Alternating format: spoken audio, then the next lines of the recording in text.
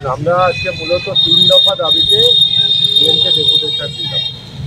৩ দফা দাবি বলতে একদম স্পষ্টভাবে সেটা হচ্ছে যে বিএসএফকে যে জমি হস্তান্তর করছে জেলা প্রশাসন, মুখ্যমন্ত্রী নতুন সরকার হওয়ার পর মুখ্যমন্ত্রী ঘোষণা করার পর সেইখানে কৃষক অসন্তোষ দেখা যাচ্ছে।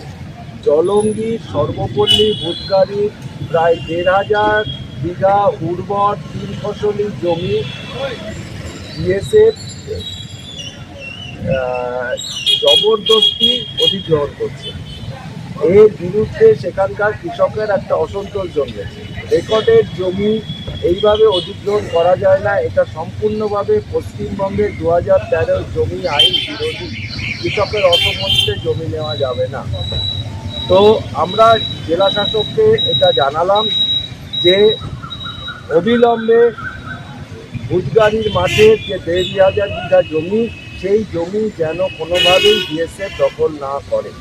দ্বিতীয় নাম্বার হচ্ছে, আপনারা জানেন যে ফেন্সিংয়ের জন্য একটা প্রায় ২৪ একর জলঙ্গির ২৪ এবং গোটা মুর্শিদাবাদের ৭৫ একর জমি বিএসএফের হাতে জেলা শাসক তুলে দিয়েছেন। এই ফেন্সিং নিয়ে কিন্তু প্রচণ্ড অসন্তোষ হচ্ছে কৃষকদের সাথে। এইসব সাগরপাড়ায় চরকাকমারির ওখানে প্রচণ্ড অসন্তোষ দেখা গেছে, রাস্তা অবরোধ হয়ে গিয়েছিল। তার কারণ ফেন্সিং হচ্ছে কৃষকদের ভারতীয় জমি অনেকটা জুড়ে। কৃষকদের দাবি হচ্ছে মূলত যে যাতে ফেন্সিংটা একদম যে বর্ডার লাইন আছে, যে 0 পয়েন্ট আছে, তার থেকে 6 গজের মধ্যে হয়। এইটা বিএসএফ করছে না। শেষ পর্যন্ত কৃষক অসন্তোষ এমন পর্যায়ে পৌঁছায়, বিএসএফ কৃষকদের সাথে বসতে বাধ্য হয় এবং সাগরপাড়ায় বিএসএফ, কৃষক এবং পুলিশ প্রশাসন বসে টাই পায়ে মিটিং করে। বিএসএফ বলে যে আমরা যতটা পারা যাচ্ছে বর্ডারের কাছাকাছি ফেন্সিংটা দেব। এই যে জমির ওপর, কৃষি জমির ওপর একদিক থেকে রেকর্ডের জমি, অপরদিকে কৃষকদের জমি, বর্ডার এলাকার জমি, এই কাছের জমির ওপর এই নতুন সরকার পরিবর্তনের পর এই জমি অধিগ্রহণ যে আইন ২০১৩ সালে, সেটাকেও বুড়ো আঙুল দেখিয়ে এই প্রক্রিয়াটা বর্ডার এলাকায় চলছে। এর বিরুদ্ধে যাতে কেউ মুখ খুলতে না পারে, তার জন্য একটা বড় একই সাথে দুটো অর্ডার জারি করেছে হোল্ডিং সেন্টারে। আপনারা জানেন এই হোল্ডিং সেন্টার যেখানে রাখা হচ্ছে, তাদেরকে কোনো পরিচয় সংবাদ মাধ্যম, মানবাধিকার কর্মী কাউকে দেওয়া হচ্ছে না।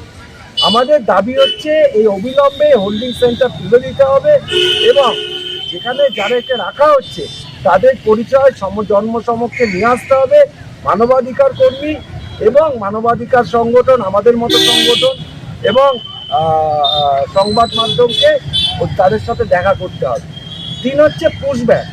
এই যে পুশব্যাক হচ্ছে, এটা সম্পূর্ণ বেআইনি, অসাংবিধানিক এবং মানবতা বিরোধী, আন্তর্জাতিক আইন বিরোধী।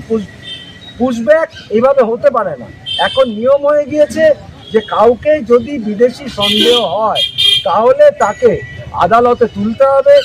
আদালত যদি তাকে বাংলাদেশি বলে নির্ধারণ করে এবং বাংলাদেশের সরকারের সাথে কথা বলে পাঠানোর কথা বলে, তখন ভারতীয় সরকারকে বা আমাদের রাজ্য সরকারকে বাংলাদেশের সরকারের সাথে কথা বলতে হবে।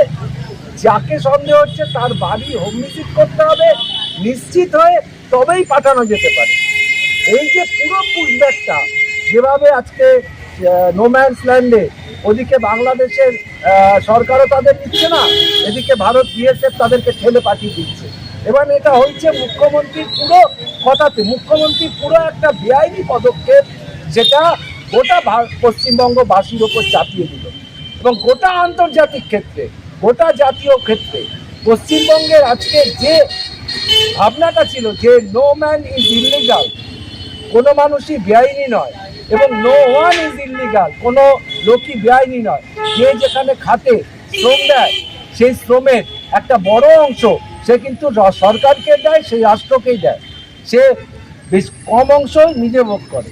এই পুরোটাই কিন্তু উৎখাত করলো আজকের এই পশ্চিমবঙ্গ মুখ্যমন্ত্রী যে অর্ডার।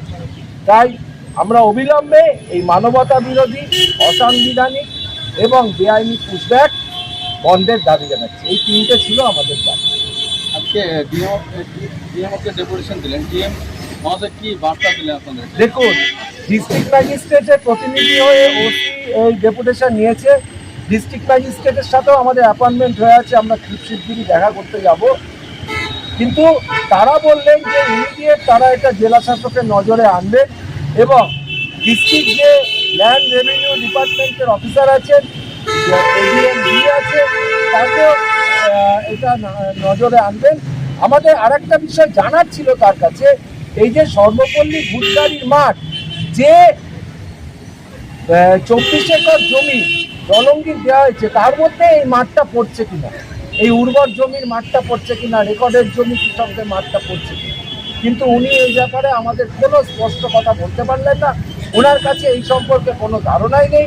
উনি বললেন জেলা শাসককে জানাবে এবং ফার্দার জেলা শাসকের কাছ থেকে বা ডিএলআরওর কাছ থেকে এই ইনফরমেশনটা নিয়ে নেওয়ার কথা বললেন।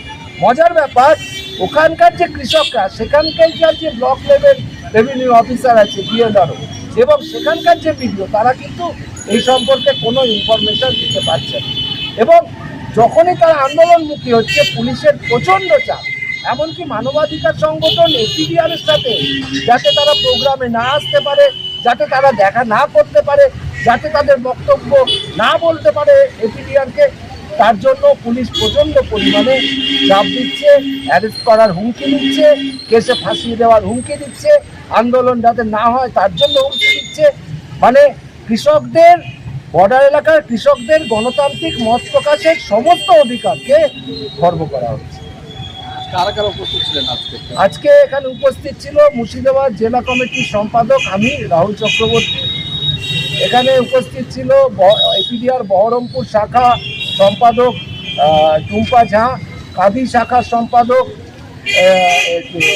পলাশ সরকার এবং দমকল শাখার সম্পাদক আব্দুল গনি এবং এপিডিআর বহরমপুর শাখার অন্যান্য সদস্য।